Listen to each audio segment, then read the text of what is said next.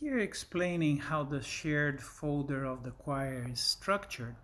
Basically, we have all the 10 structures of ordinary Sunday liturgy, Lenten songs, etc.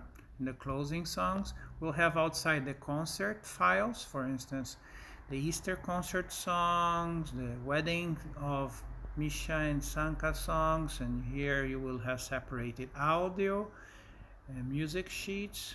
So like the music sheets of the concert, the audio of the concert per voice. So you have here concert list songs here with all the concert songs.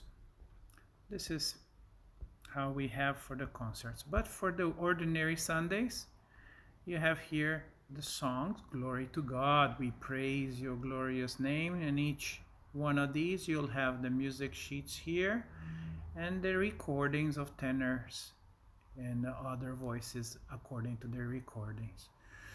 And inside the Sunday week, you'll have this. This is the Sunday of the 16th of July, the song list, which is basically the list of all the songs that are going to be sung, and the shortcut to the song there with the music sheet and the tenor and the other voice recordings. I hope this makes it clear. Any questions, please let me know.